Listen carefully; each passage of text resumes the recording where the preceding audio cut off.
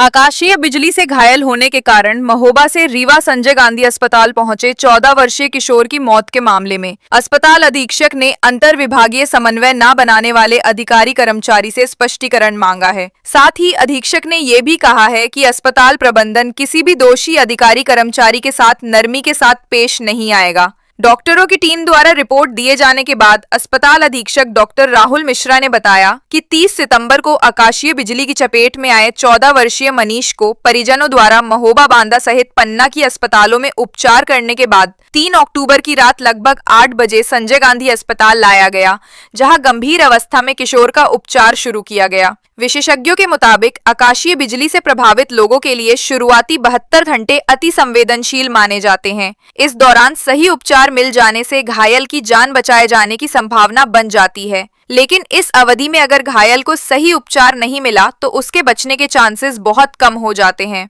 किशोर की मौत का वास्तविक कारण क्या रहा, इसका खुलासा तो पीएमएम रिपोर्ट आने के बाद होगा, लेकिन उपचार शुरू करने में अधिकारी कर्मचारी द्वारा बरती गई लापरवाही के मामले में प्रबंधन ने सख्त कदम उठाते हुए जिम्मेदारों से स्पष्टीकरण की मांग की है। इसमें हमने एक जांच समिति बनाई थी डॉक्टर बजाज सर की अध्यक्षता में, एचओडी पीडियाट्रिक्स की अध्यक्षता में, और उसकी जांच रिपोर्ट आ गई है। और उसमें यह जो आपने बताया कि समन्वय नहीं था, इंटर डिपार्टमेंटल कोऑर्डिनेशन नहीं था, तो उसके लिए हम लोग एसओपी बनाने जा रहे हैं और नई गाइडलाइन जारी करने जा रहे हैं कि किस तरह से और बेहतर हो सके, क्योंकि कई जगह तो बहुत अच्छा है समन्वय, कई जगह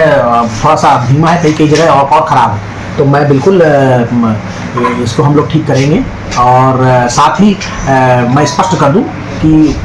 जब प्रथमतः कोई भी इलेक्ट्रिक इंजरी में प्रथम के 72 घंटे बहुत इंपॉर्टेंट होते हैं, और चूंकि उसको आकाशीय बिजली गिरी थी और हमारा हार्ट भी के अंदर भी इलेक्ट्रिक सिस्टम रहता है, तो 72 घंटे के अंदर निश्चित रूप से कुछ ना कुछ उसमें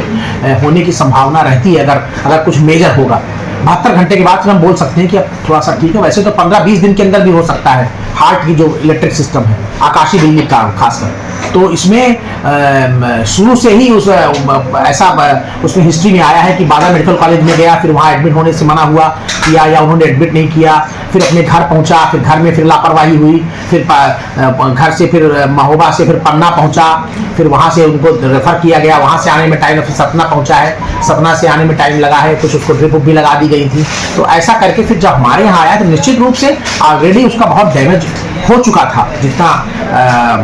उस पीरियड में। यहाँ तो बिल्कुल वो लास्ट ईयर में आया, हम लोगों ने उसको तुरंत वेंटिलेटर पे रखा और तुरंत हम लोगों ने उसका जो ये समय लगा उसका रजिस्ट्रेशन में और इसको कहाँ भर्ती जाए इसके निर्णय के उपरांत उसको तुरंत पीडियाट्रिक्स विभाग के एचओडी द्वारा संज्ञान में जैसे ही आया, आपके मीडिया बंधु ने बताया, उसको तुरंत उसको रखा गया वेंटिलेटर पे और उसका इलाज चला है 12 घंटे से ज़्यादा। और उसके बाद उसकी दुर्भाग्यवश उसको हम नहीं बचा सके और काफ़ी चीज़ें पोस्टमार्टम रिपोर्ट के बाद भी क्लियर होंगी। लेकिन ये स्पष्ट है कि इसमें हम लोगों ने निश्चित रूप से इसको बहुत गंभीरता से लिया है कि इसमें जीरो टॉलरेंस रखते हुए और इसमें कार्रवाई की जाए जिससे आगे ऐसी घटनाओं की पुनरावृत्ति बिल्कुल ना हो। सर, जो कोऑर्डिनेशन में दोषी पाए गए हैं उनके विरुद्ध क्या कार्रवाई होगी? उनके विरुद्ध बिल्कुल हम कार्रवाई करने जा रहे हैं। उनका कार्रवाई में सस्पेंशन से लेके और निंदा से लेके से उनका